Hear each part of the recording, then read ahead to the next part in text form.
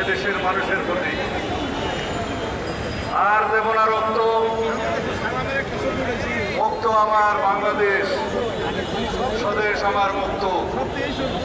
এই শহীদের রক্তে রঞ্জিত এই বাংলাদেশে আমাদের শপথ হবে, এই রক্তস্নাত শহীদের রক্তস্নাত বাংলাদেশে ফেসিবাদের কোনো ঠাঁই নাই। আর কোনো শকুনির থাবা বাংলাদেশে কখনোই থাবা দিতে পারবে না বাংলাদেশের স্বাধীনতার সার্বভৌমত্ব গণতন্ত্রের উপরে। আমাদের বক্তব্য হওয়া উচিত, আজকে যারা নতুন নতুন বাক্য বিশারদ হয়েছেন রাজনীতিতে, তাদের উদ্দেশ্যে নসিহত করছি, যারা নতুন করে বাংলাদেশে ক্ষমতায় যাওয়ার জন্য স্বপ্ন দেখছেন, এই স্বপ্ন দেখা ভালো। যারা জনগণের ভোটের মাধ্যমে রাষ্ট্র ক্ষমতায় যেতে চায়, সেটা নিশ্চিত করার জন্য আমাদের এই অতীত সংগ্রাম, সেটা অবশ্যই ভালো। কিন্তু মনে রাখতে হবে, কেউ যদি বাংলাদেশে নির্বাচনকে পিছিয়ে দিয়ে নির্বাচনকে অনিশ্চিত করে এবং নির্বাচন না করে রাষ্ট্র ক্ষমতা থাকতে চায়, অথবা বিভিন্ন রকমের গোলাবাড়িতে মাছ শিকার করার ষড়যন্ত্র করতে চায়, তাদের উদ্দেশ্য হচ্ছে ফেসিবাদের দোসররা যেন আবার পুনর্বাসিত হয়। আমরা লক্ষ্য করছি বিভিন্নভাবে আজকে বাংলাদেশে গণতান্ত্রিক শক্তিগুলোর মধ্যে বিভক্তি সৃষ্টির পায়তারা চলছে। আমরা লক্ষ্য করছি বাংলাদেশের পক্ষের শক্তিসমূহে যারা ফেসিবাদ বিরোধী গণতান্ত্রিক আন্দোলন ঐক্যবদ্ধ হয়েছিল, তাদের মধ্যে বিভক্তি সৃষ্টির বিভিন্ন রকমের ষড়যন্ত্র করা হচ্ছে। সুতরাং আমাদের সজাগ থাকতে হবে। আজকের এই বাংলাদেশে আমাদের গতিপথ নির্ধারিত হবে জনগণকে সাথে নিয়ে ঐক্যবদ্ধভাবে ফেসিবাদ বিরোধী জাতীয় ঐক্যকে শক্তিশালী করে। তাই বন্ধুগণ, আমাদের আজকে অনেক কথা। এই জুলাই কেন আসলো, এই জুলাই আসতে কেন 17 বছর লাগলো, বাংলাদেশের স্বাধীনতা আসতে কেন 23 বছর লাগলো, স্বৈরাচার বিরোধী সামরিক স্বৈরাচার বিরোধী সংগ্রামের পরে 9 বছর পরে কেন গণঅভ্যুত্থান হলো, ছাত্র গণঅভ্যুত্থান হলো, এগুলো আমাদের হিসাব করতে হবে। আমরা কি এই মুক্ত স্বাধীন বাংলাদেশে কেবলই রক্ত দিতে থাকবো গণতন্ত্রের জন্য? আমরা কি এই মুক্ত স্বাধীন বাংলাদেশে কেবলই রক্তের জন্য আমরা হোলি খেলা করবো?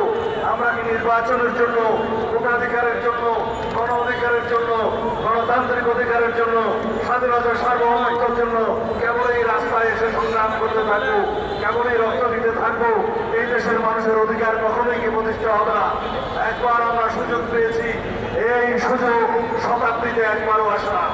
স্বাধীনতা একটি দেশের কপালে একবার আসে। এই স্বাধীনতা যদি আমরা রক্ষা করতে না পারি, এই পরাধীনতার সমান হবে। যখন আমরা অরক্ষিত স্বাধীনতা থাকবে, সেই অরক্ষিত স্বাধীনতাকে আমরা ভোগ করতে পারবো না, এটা পরাধীনতার নামান্তর হবে। আমরা দেখেছি পার্শ্ববর্তী দেশের একটি বড় রাজ্য বানানোর জন্য বিগত ফ্যাসিস্ট স্বৈরাচারী শেখ হাসিনা যার পর নাই চেষ্টা করেছে, অবশ্য সফল হয়েছে এইটুকু যে শেষ পর্যন্ত তার আশ্রয়টা হয়েছে। শেখ হাসিনা, আওয়ামী লীগ এবং ফ্যাসিস্টদের রাজনৈতিক মৃত্যু হয়েছে বাংলাদেশে, ঢাকায়, এই মিরপুরে, গুলিস্তানে, পল্টনে, কিন্তু দাফন হয়েছে দিল্লিতে।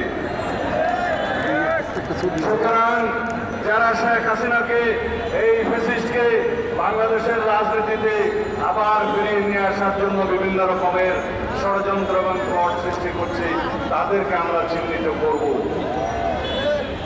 যারা পিআর পদ্ধতির নামে বাংলাদেশে নির্বাচনের দাবি চলছে, যারা বলছে জাতীয় সংসদ নির্বাচনের আগে স্থানীয় সরকার নির্বাচন চাই, তাদের একটা উদ্দেশ্য আছে, তাদের একটি অসৎ উদ্দেশ্য আছে।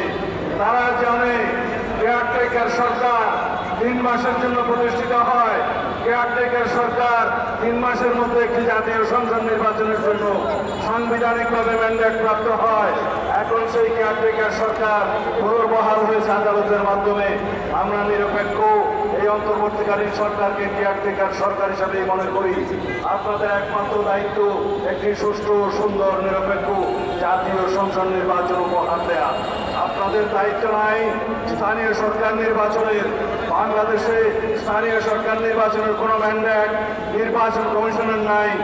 নির্বাচন কমিশনের কেবল দুইটি ম্যান্ডেট, একটি রাষ্ট্রপতি নির্বাচন আর একটি জাতীয় সংসদ নির্বাচন।